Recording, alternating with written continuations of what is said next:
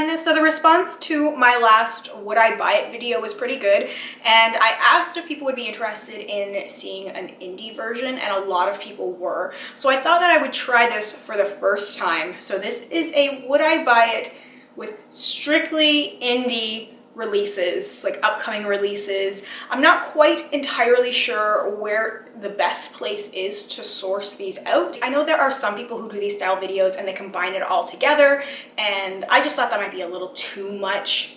I wanted to try an indie version and thought maybe like I could alternate between sort of like the big names, the things that are sold at places like Sephora and that kind of stuff, and then like the smaller things, because a lot of the things on the indie side I'm very unfamiliar with. So I thought it'd be interesting for me to also see what's out there, and then to kind of talk about sort of what I like and what I don't like and why I would buy stuff. And I think I'm going to start by simply consulting Indie Makeup Spotlight on Instagram. That's run by Amy Loves Makeup, and I've been following this account for a long time, and she does a fantastic job at kind of posting all like these sneak peeks and the new releases and collections and stuff. So I thought that this would be a good thing to really just kind of sit down and explore and talk about. And the main reason though why I wanted to talk about this is because of an upcoming collaboration that is coming out really soon with Beautbean, Betty Jean, and Shroud Cosmetics. This is the thing I know a lot of people have been talking about, and a lot of people are very, very excited for this to come out. And I wanted to just kind of put my 2 cents in and explain a little bit about why it's a little bit difficult to take a gamble on indie products sometimes. So we're gonna start with this beautiful It's Freaking Bats palette. So I have like no criticism at all about the palette. I think that Betty Jean did a fantastic job with the whole theme. Bats, I love bats. I love the color story. It's very inspiring. Like my whole eye look today was inspired directly by that palette's color story. I am really taken by it. I feel like there's a good assortment of mattes and shimmer shades. I love that there's matte shades that kind of match with like the shimmers, because I love that for like really simple, easy looks. Like if you look at Handbook and Trappa, like those are two, like that's probably the first thing I would do, honestly. I'm really taken with that middle shade, Sam, which I think could pair with like anything. I really want like Dairy, that sort of like plummy brown shade on the lid, highlighted by that Sam, that light sparkly green. It's very beautiful. Like there's a lot of good here. It's all good, and I've been really tempted to purchase it. I don't have a lot of disposable income right now. I do have like a little tiny bit stashed away for like repurchases, or in a case like this, something that I really want because I think it's beautiful. I really want to support Betty Jean, and it would be a really cool thing to try something new, because I've never tried anything from Shroud Cosmetics, and I know formerly they were Strobe Cosmetics, and I've never tried anything from them. But this is where my hesitation lies, and where I will probably ultimately pass on attempting to get the palette. Not because there's anything wrong with the palette, and it has a lot to do with the cost, the shipping, and the time. So I thought that I would explain that right at the very beginning instead of like repeating it over and over again, because I'm sure a lot of the times things are going to be very interesting to me, and there might not be things that I would say no to if I had the ability to purchase it. It comes down to having the money to be able to pay for it, for one, and being realistic about the time and these sort of extra hidden costs that might go along, because I'm in Canada. So in the US, it's a lot easier because a lot of these indie brands are based out of the US. So we'll take Shroud Cosmetics and this palette as the example. So this palette retails for $35 US, which is incredibly reasonable. Like I don't have any issues with the price point at all. It's $15 US flat rate for shipping to Canada. It's $20 flat rate outside of Canada and the US, and I believe it's like a $6 flat rate inside the US, and then over a certain threshold it's free shipping. So immediately I'm looking at $50 US, which I looked it up, and at the time I looked it up, it would have been 67 Canadian dollars. So immediately that makes me go, oh, okay, this might be now approaching unrealistic territory for me. But on top of that, I also have to think of, I could end up having to pay extra fees on top of that, because I would just be paying a flat cost. I'd be paying the cost of the palette and the cost of the shipping. With indie brands, generally they don't take like any taxes or fees. They don't deal with anything that happens when packages cross the border. In Canada, if something is valued at more than $20 Canadian, you have to pay taxes on it, in theory. So it depends on how things get marked, and you're paying the taxes on the value, not what you actually paid, because I've been really screwed over by this, and I just really want to, any fellow Canadians out there, I just want to stress this, you pay on the value, not on the price, which is why you can get really screwed over on bundles and on sales, because it seems like a good idea. It seems like, oh my god, I'm spending $40 and this is worth $100, but if the brand actually puts the value as $100 on the packaging when they ship it, you are then responsible for paying the fees on the $100 because you pay value, not cost. So that's something to keep in mind. It's something that concerns me because I've never ordered from this brand before, so I don't know how they mark things. Like, I've occasionally ordered some stuff, nothing really recently, but in the past when I've ordered stuff, sometimes brands would intentionally like mark the value lower, so it helps you avoid those extra costs, because not only do you have to then pay the taxes, you also have to pay like that processing fee. So in theory, I could be looking at an extra $20-ish Canadian. So when I think about that, I have to be willing. I really have to look at this and be willing to fork over $90 for this eyeshadow palette, which is something that I would do if I had the money to do it, in order to like support Betty Jean and to try the brand and to talk about it, and it would be a whole different scenario. It would be a whole different life, to be honest. It's not a luxury that I have. So for me, I have to think, okay, do I have $90? Like, if this package gets caught up at Canada Post and then they say I have to come pay that $20, like, is that going to be an issue for me? And yes, it would be. I don't have $90 to put aside for an eyeshadow palette right now. So that's the thing that makes it unrealistic for me, unfortunately.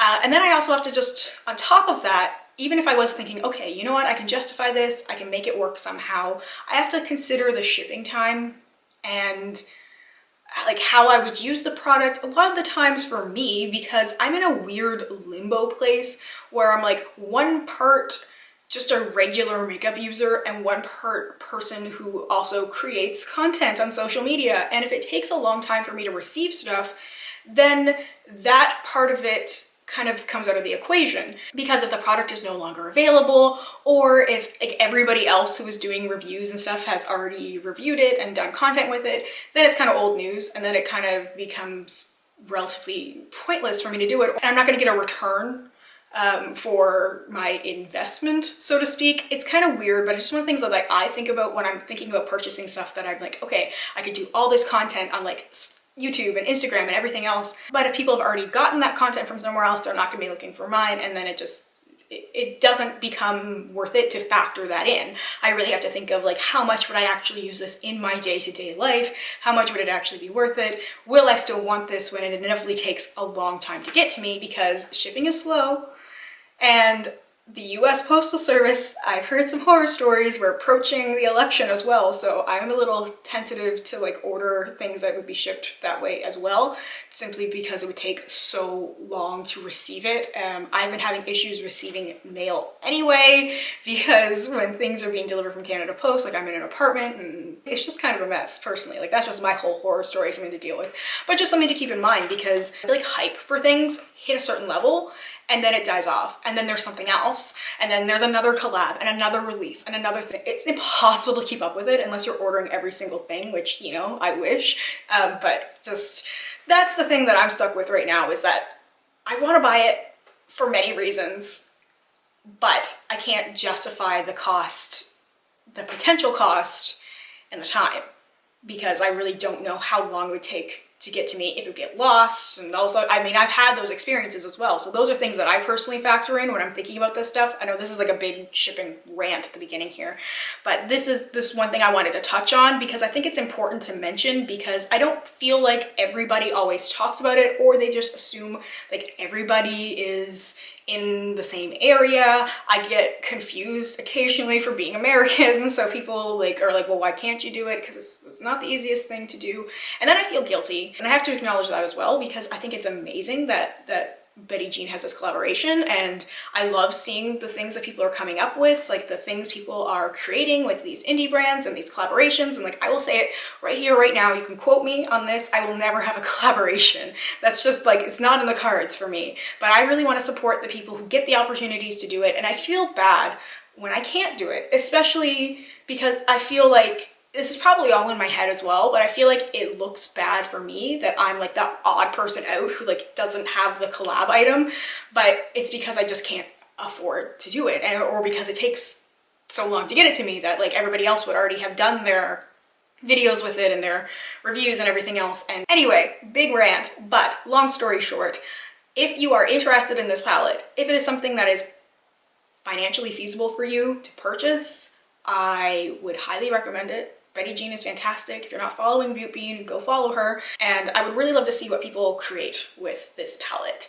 Like, I do have a little bit of envy because I won't be able to experience like the hype with everybody else. I have to kind of like remove myself from it once I've kind of realized like, hey, it's not something that's going to be possible for me, so you just kind of have to remove yourself a little bit. And then it's a little sad because I know there's so much excitement and stuff, but I want to try and like hype up in the ways that I can, which is really just saying nice things and sharing it, and hopefully that encourages even just like one other person to be able to purchase that palette if it's possible to do so. Also, I did do a video a month or so ago about supporting creators when you don't really have the financial means to do so, and I think that really applies here as well. I know like it's easier said than done because like I feel guilty and I feel like I should be doing all these things that I can't do, but it's important to remember that you have to kind of put yourself first, and I just feel like I should be doing more as like a fellow creator and supporter and just fan, right? So anyway, I think that kind of explains the whole shipping thing also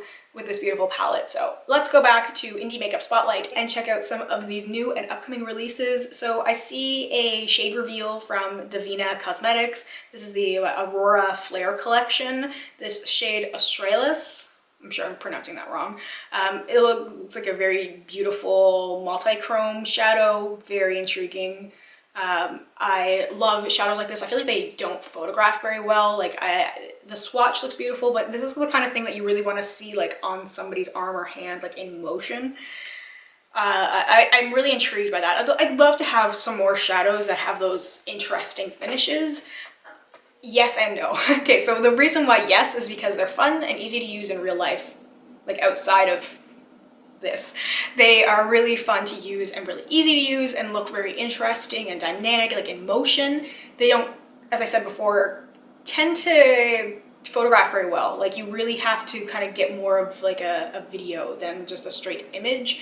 And that's sort of the downside with sort of those multi-chrome kind of shadows, is that I find that they just don't photograph very well. And like some of the ones that are like multi-chromes, duochrome sort of shadows, like some of the promo images, and I'm not just talking specifically about indie brands, but bigger brands as well, like they look very photoshopped. There is a collaboration between Collabs Cosmetics and the Indie Eye. I'm not familiar with either. The Indie Eye looks like somebody who does some really cool, interesting tutorials. I like the inner darkness, that outside like sort of image on there with like the dark and the light and kind of looks like a flower crown is definitely my aesthetic. I really like that.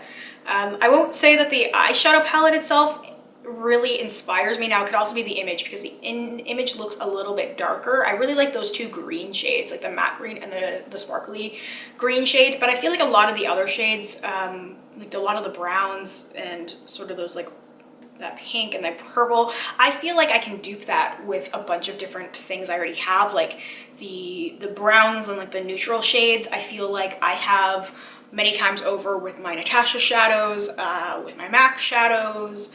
I feel like the purple and the pink look kind of like the Lila palette in particular. I know I have some singles as well that look very like similar to that. So it's really like the green, but even that green, like the sparkly green, looks like one I have from Luxie Beauty, I think. So like some of it just looks like a lot of the stuff that I could potentially dupe. Like I like the packaging, the look of it, but it doesn't like scream inspiration to me. Next, we have a reveal of the Midas Cosmetics pastel palettes, launching October 4th. There are 2 different versions to suit a range of skin tones.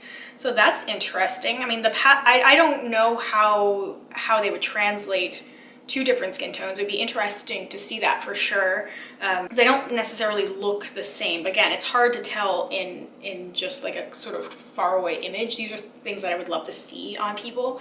So I'm guessing the one on the left side is the darker one, which just looks more like a vibrant palette, whereas the one on the right looks more pastel. But that's the one that would probably be for lighter skin tones, I'm assuming. It'd be interesting to see how that looks, because it does seem a little bit more just like a colorful palette and not necessarily pastel.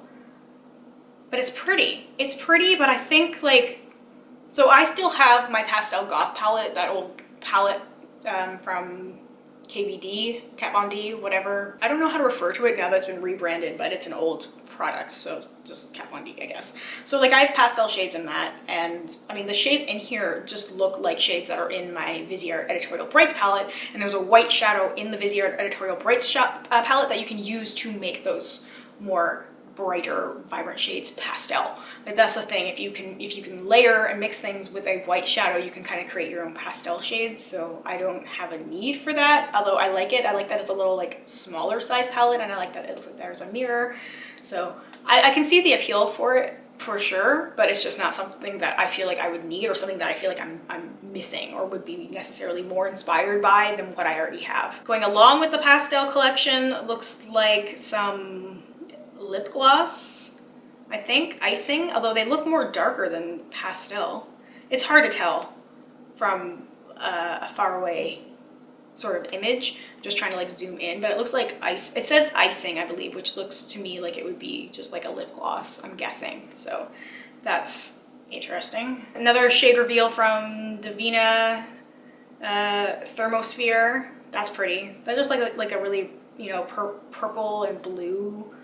I really like the way that looks. I bet that would look really pretty like all over the lid. These are like the kind of like one and done kind of shadows that I feel like I'm missing some of those, but I mean, I have a lot of shadows that I like using that are kind of one and done. So next we have an Autumn Splendor bundle from Dandelion Cosmetics. Yes, that's pretty. This is like a palette I put together myself from Elle Cosmetics, which is a Canadian indie brand.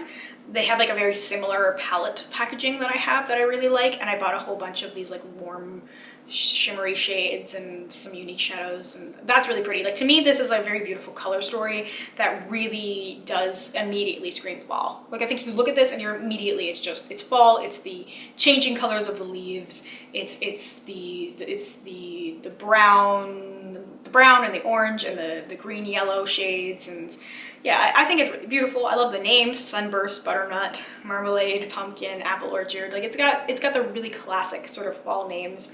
Cozy Cabin, Corn Maze. Yeah, I like this. I do feel like some of the shades do look kind of repetitive when you look at the swatch. Like Cardigan and Cozy Cabin and Woodlands kind of look the same, which is unfortunate because I feel like they don't look the same in the pan. Just on the swatches they look the same. So it's hard to tell sometimes, because sometimes shadows do look different in the pan and then swatch the same, or like apply the same, or sometimes they swatch similarly but then apply differently. So it's one of those hard things. I don't know if I'd necessarily buy a bundle. Like this inspires me to want to like rearrange what I already have, because I feel like I have a bunch of these shades already. I'm thinking like, you know, like Cocoa Bear from Makeup Geek from previous, and I have a bunch of like similar shadows. So I feel like I could kind of dupe the vibe of this, which is very pretty. I really do like those like greens though. Those the bottom corner, those shades that are like Corn Maze and Harvest and Sunburst and Butternut, like the mustard shade, like that really inspires me. And I really want to rearrange and kind of dig out some of my singles again and rearrange them, because I was doing a project with them. See, so this is the good thing about stuff like this and looking at things like this. It's not even like, see, I've never tried Dandelion Cosmetics, so for me it's not like a pang of like wanting to try a formula or wanting to have shades that I really like in a formula that I like. I would love to try it, of course, to kind of see what it's like and what it compares to and how it works, but it inspires me to kind of go and dig and shop my own stash. So that's what I like about it. Another Davina one, I'll just throw this in here because I think they're really pretty. This one is Polaris. I really like this one as well, this sort of like purple and green shift. It's so unique. They really are just really captivating unique shadows, and like I really want to see what it looks like in motion. So it'll be interesting when that launches to see what it looks like on people. We have from Terra Cosmetics, there are fall mattes, duochromes, and lip glosses available now. So those green shades are like chartreuse shade. That's beautiful. I'm not so much into like the purple and like chartreuse combo. Like it's very interesting, but to me there's something about it that it reminds me of like a superhero or a villain. I can't quite put my finger on it, but it's something that is just like, I don't quite like that combination of things, but I really love the various shades of green, and I love green, like the chartreuse greens with the various shades of blue especially. That is very inspiring to me. Like I love like a dark blue with the lighter green accents, although it would be kind of cool to flip it as well, like taking like the lighter green kind of all over the lid and maybe just do like a little accent of like the darker blue on like the lower lash line or something. I've been really into looks that are very simple like that don't have like a whole lot of like line work or detail or stuff, but it's just like take one of those like chartreuse shades all over the lid and then take like the darker blue and like put like have like a line of it in like the middle of the lower lash line or something, just something a little different. Anyway, that is intriguing to me, although this image doesn't appeal to me, like that combination of colors doesn't appeal to me, but I'd be curious to see more. Oh, speaking of M Cosmetics, here we are. Here's some stuff from M Cosmetics. There's a new palette coming soon. There will be a light to medium and a medium to deep version. So I love the M Cosmetics like shimmer metallic shadows. They are unreal, truly unreal. So I have a few of them from an order I had made a couple of years ago, and I really enjoy them. I had like a couple of the mattes, I believe, which I wasn't as crazy about. I found them to be a little bit dry, but it's hard to judge something when there could have been improvements, and I think that's more true for an indie brand than a larger brand, which is the thing is like, I never want to discount anything just because I might have had a bad experience one time or something. Just, I wouldn't even necessarily say a bad experience, just not a great experience, you know, not something that was just like, this is my favorite thing of all time.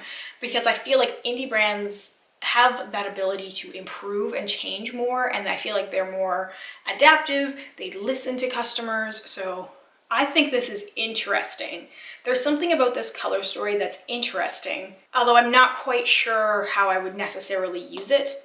Like some of these shadows, like it looks pretty, but I'm just like, well, how would I actually use these things? And that's the thing that I've started to notice more with eyeshadow palettes, especially indie releases, is some of the things that they swatch beautifully, they look beautiful, but then how does it actually translate to the eye is another thing, because sometimes the shadows just don't actually pair well together.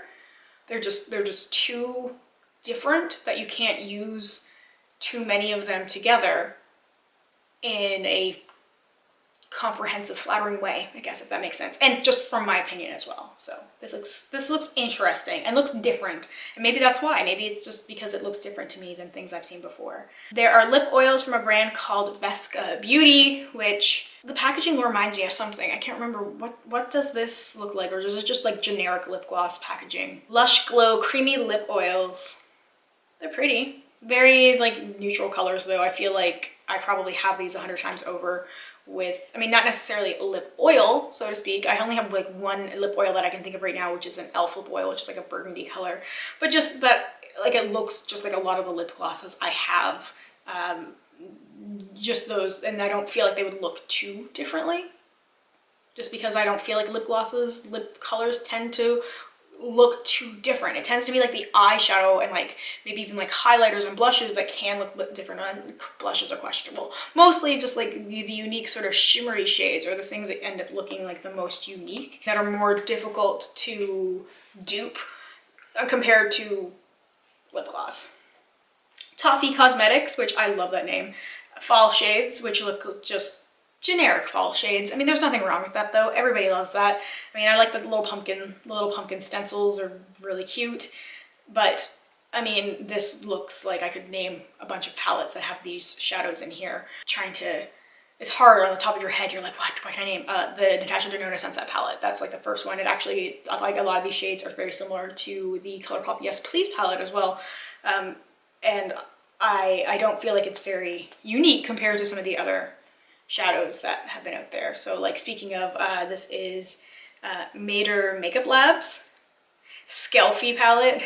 That's cute. That's a beautiful shadow. Like I like the shadows that are sort of reflective and interesting, and things that like lighter shades like these are really interesting when they can be used as like face highlights and as like inner corner brow bone highlights. Like it really gives extra dimension. So that's really interesting, and that's very descriptive. From Midas Cosmetics, the Cartagena Magica palette, excuse my pronunciation, never heard it pronounced, I don't think. That lemony yellow shimmer looks like the exact lemon yellow shimmer I've been talking about in like my fantasy palette videos, but a lot of those shadows look very, very similar, like very similar. I can't quite see the names of them, but there's like these orangey shadows that look very similar in the images. I mean, even looking at the swatches, like I feel like you can see that a lot of these would look very similar on the eye, like the cluster of the orange, pink, sort of beigey colors. I just really feel like looking at the shadows in the pan and looking at the shadows as swatches, that more than half of them, like 3/4 of them, would look relatively indistinguishable from each other, but I really have a hard time because I love those 4 lighter like yellow shades.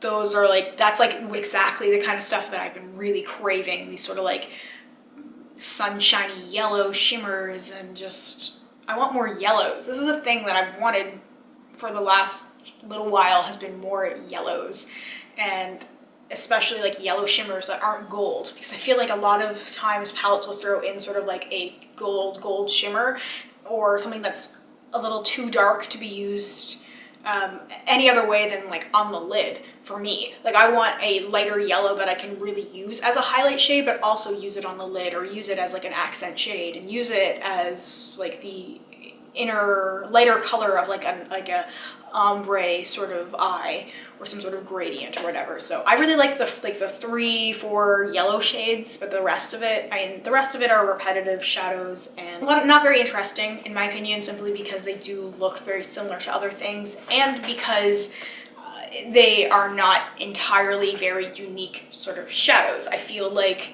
again, these are sort of things that I can do pretty easily with stuff that I already have. Some of those, like the orangey red shades, would come from like my Kaleidos Escape Pod palette.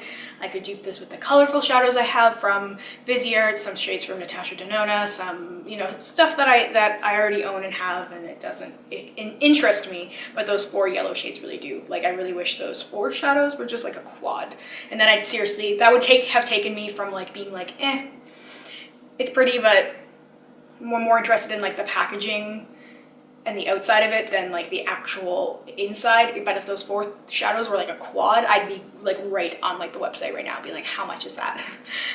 How much for the quad? How much would it cost to ship to me? I think that's something that I would buy, because it's something that I would get a lot of use of.